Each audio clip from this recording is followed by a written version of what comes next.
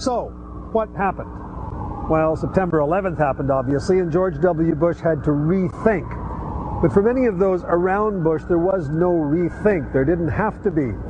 Long before September 11th, a small, influential group of neoconservatives here in Washington had wanted to see the United States transformed into a sort of benevolent ruler, unchallenged, astride the world. And long before George W. Bush was elected, they sat down and they wrote down a manifesto.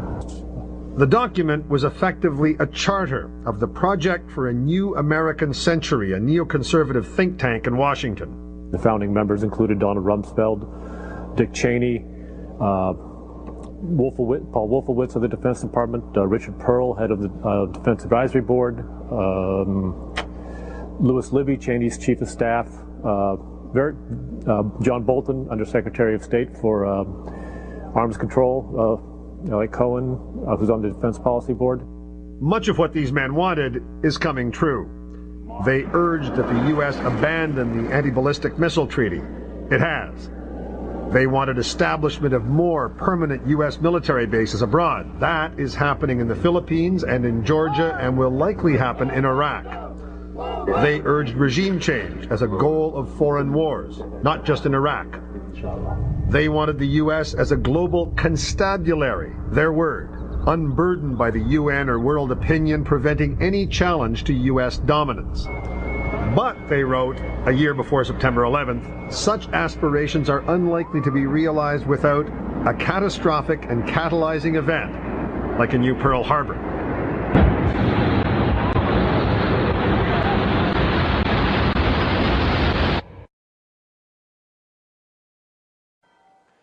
For many Americans, the idea that we are living in a country whose own leaders planned and carried out the attacks of 9/11 is simply too horrible to entertain.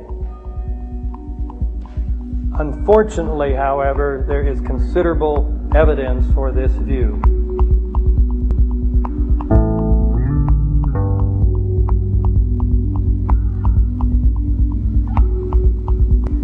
See a pattern here.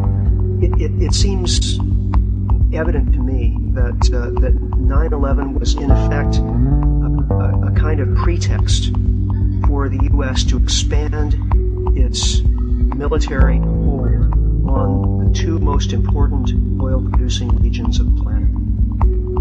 I can only say the official story is so inaccurate and far-fetched that there must be a different one.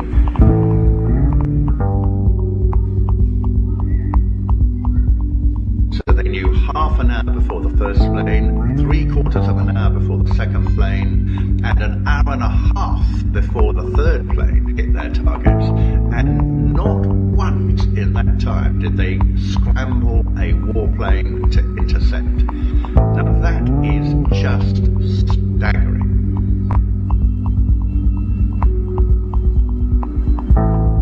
The United States intelligence agencies has sophisticated software programs that are used in real time to watch both domestic and overseas markets to seek out trends that may indicate a present or future crime.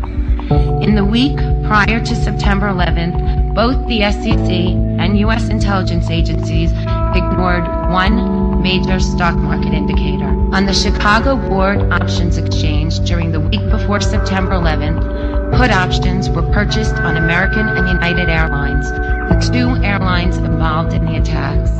The investors who placed these orders were gambling that in the short term, the stock prices of both airlines would plummet. Never before on the Chicago Exchange were such large amounts of United and American airline options traded.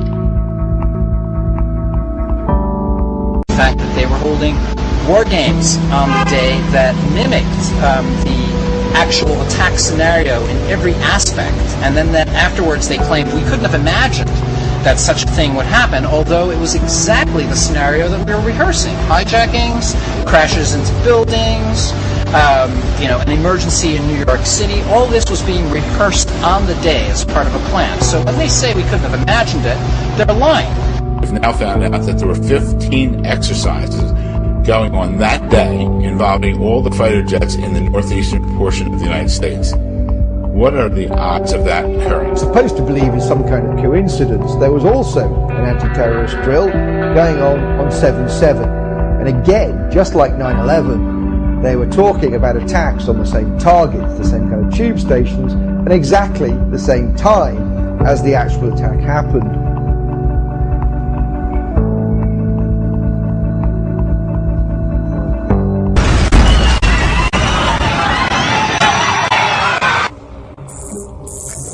September the 11th. September the 11th. September the 11th. September 11th. Weapons of mass destruction. Hell yeah, bitches!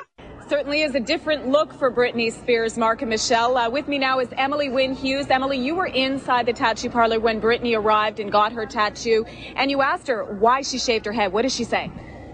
She basically just said that she was tired of having things plugged into it and she didn't want anybody to touch her. She was tired of people touching her, that sort of thing. It seemed like she was kind of sick of it all, whatever it all is.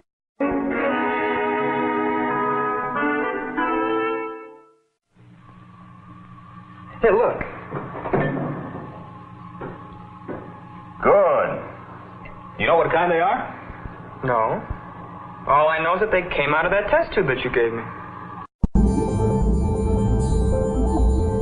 Another major area that I didn't mention is the anthrax attacks.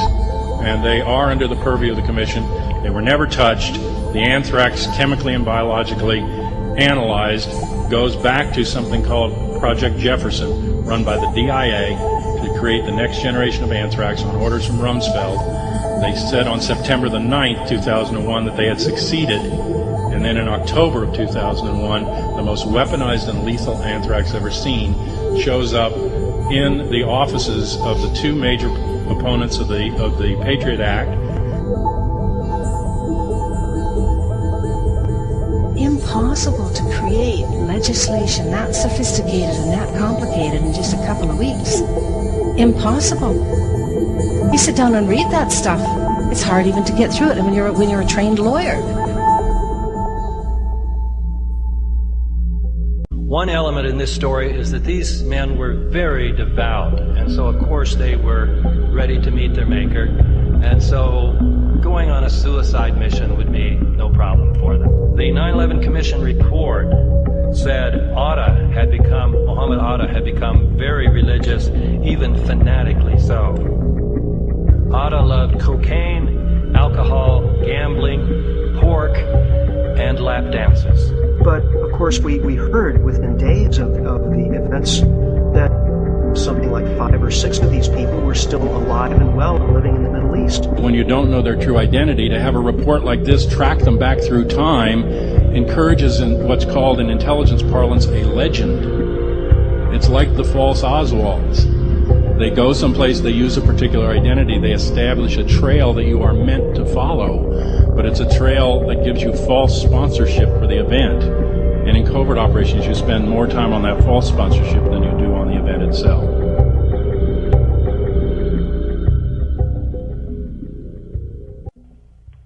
The Israeli government likely was conducting some kind of spy operation on U.S. soil in the run-up to the September 11th attacks. The best evidence that we have for this is, in fact, the story of these 5 moving men. Now, 3 of these guys were seen on the morning of September 11th, just after the first plane hit the North Tower, quote-unquote, celebrating on the New Jersey waterfront. I grabbed my binoculars and I could see the towers from my window. And this is where I'm looking. And all of a sudden, down there, I see this van parked. And I see 3 guys on top of the van. And I could see that they were like happy. They didn't look shocked to me. The celebration apparently consisted of high-fiving, according to one FBI official, of holding up cigarette lighters as if they're at a rock concert. So remember, the plane has just hit the tower, exploded in the tower, and these 3 men are behaving rather oddly.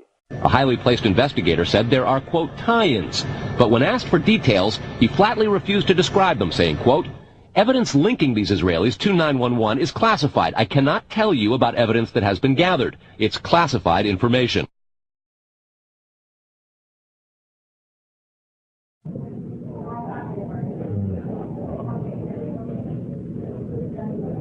It's amazing.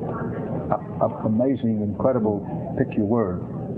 For the third time today, it's reminiscent of those pictures we've all seen too much on television before, when a building was deliberately destroyed by well-placed dynamite to knock it down.